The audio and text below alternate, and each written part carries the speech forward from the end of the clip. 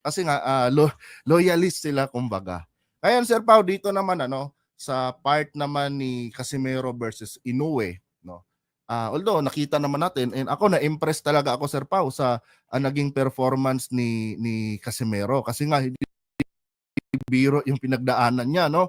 Talagang hinabol niya yung yung yung weight na para ma-qualify at matuloy yung laban nila.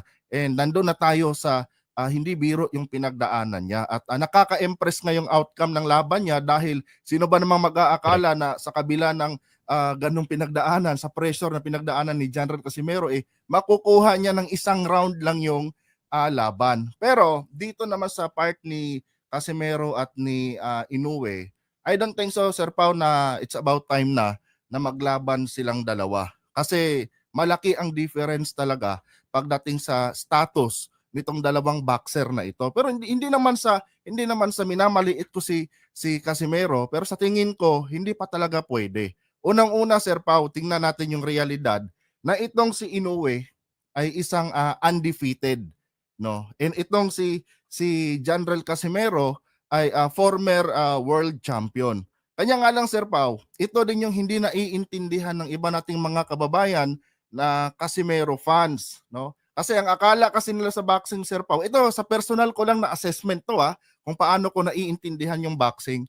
Ang akala kasi ng ibang mga Casimero fans Sir Pau na ang boxing ay parang suntukan lang diyan sa kanto na pag naghamunan silang dalawa pwede na agad silang magsalpukan, no? Hindi nila naiintindihan yung isang part ng boxing. At ano 'yon? Ang boxing po ay hindi lang po yan basta suntukan kundi isa po yung business, no. Ngayon kung tatayuan ko itong part nila Inoue, no, kung ako tatayo sa sapatos nila Inoue, siyempre ang mindset ko niyan bilang isang business minded, no, at isang professional na handler na Inoue, kung magpapatalo ka lang din naman Inoue, doon na sa kalibel mo, no? Kasi aminin na natin ang realidad ngayon na wala na sa prime si Casimero, no? At napakahabang workout ang kailangan niyang gawin, no? Para mapantayan niya ang spotlight ngayon na meron itong si Inoue.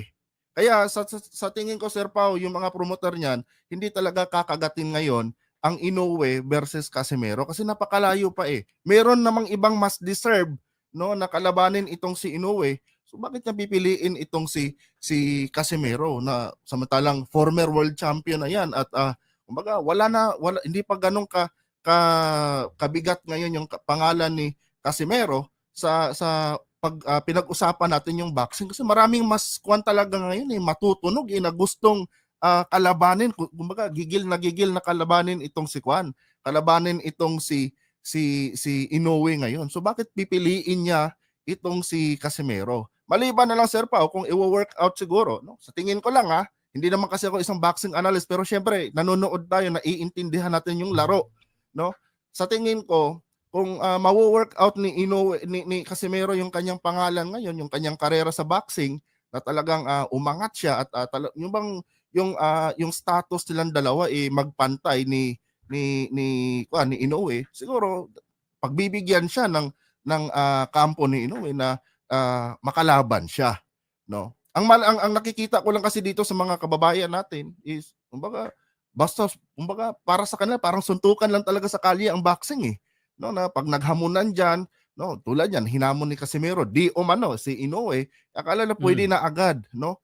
Hindi ganoon ang boxing no. Tandaan natin na ang boxing business yan, 'di ba?